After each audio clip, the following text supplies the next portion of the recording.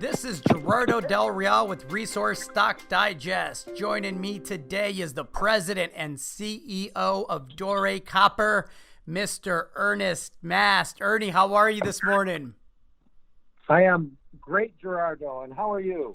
I am excellent. I joked off air that it's hitting high-grade gold and copper here, there, and it appears everywhere. You've had a busy week. You announced results a few days ago from the Cedar Bay Central Vein. You intersected 6.92% copper and 3.1 grams per ton gold. Add in 24.2 grams per ton silver over 3.4 meters. Can you provide some context? It's an ongoing program, but pretty impressive numbers.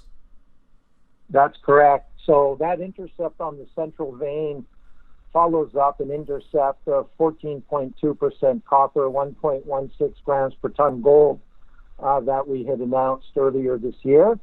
And this hole also connects us with a historic hole that was approximately 3% copper and 15 grams per ton gold. So it looks like that central vein is really filling in nicely, and we're going to be able to add pretty significant tons at high grade in that vein.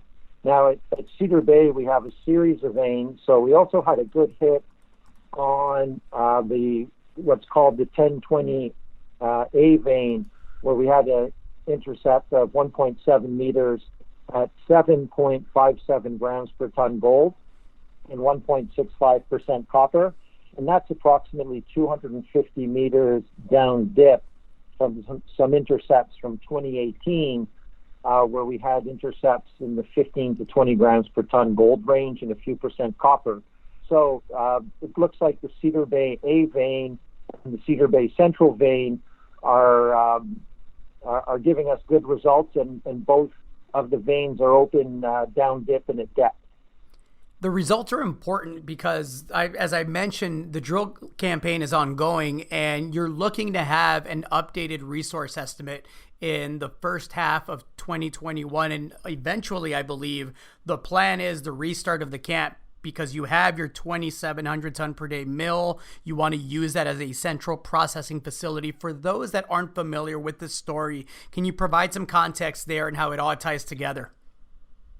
Correct. Okay, so we're in the Chibougamau camp, which is approximately 300 miles or 500 kilometers north of Montreal in La Belle Province of Quebec.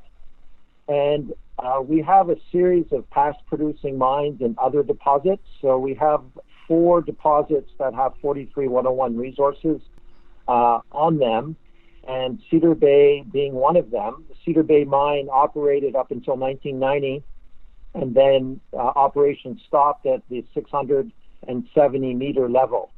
Immediately beneath that, we know there are historic resources, but we're drilling about at the shaft level, which is about 1,036 meters deep, where we have a series of veins. We have the main vein, the central vein, the 1020B and the 1020A, and it looks like we'll be able to grow the resources in that area. Presently, the resources in central and the 1020s are 360,000 tons at 1.92% copper and 8.7 grams per ton gold. It looks like the gold grade will go down a bit, but definitely the copper grade is going to go up. So we're maintaining the high grade nature.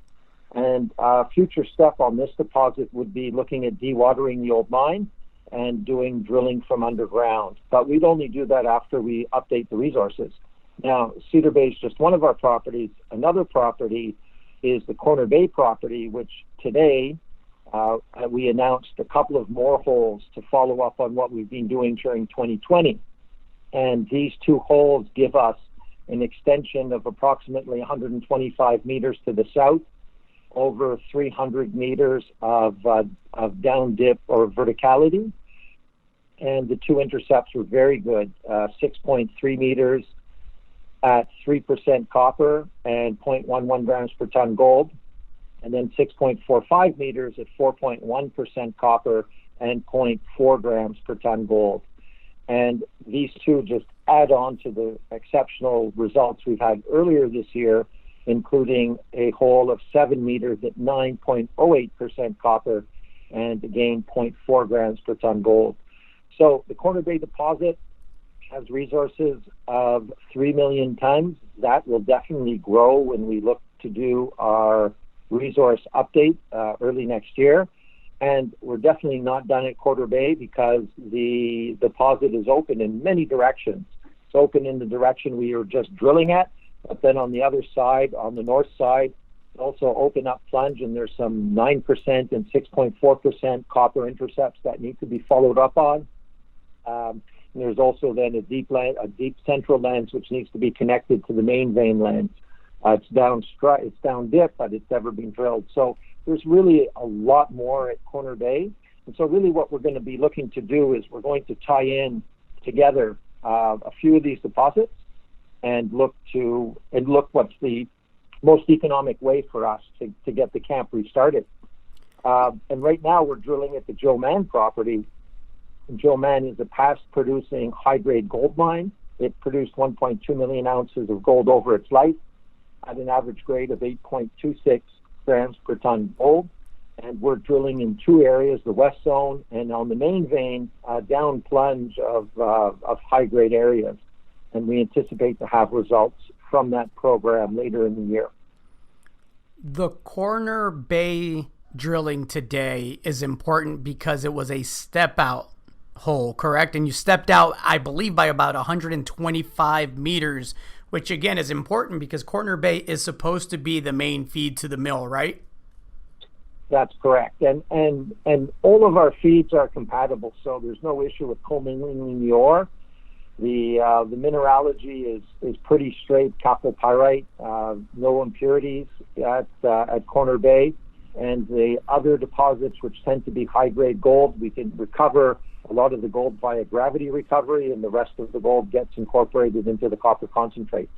So, so all the deposits are important for us. And as you say, as we continue drilling in our program, we will have high-grade copper here, high-grade gold there, high-grade both copper and gold in another mine. So we're really blessed with a number of deposits that are open, that are high-grade, and we're able to drill all year round. And we just did a $3 million Canadian flow-through financing, and so that will keep us drilling into the beginning of next year. So I'd say to continue to look out for these high-grade results because we'll be putting them out on a consistent basis over the remainder of the year.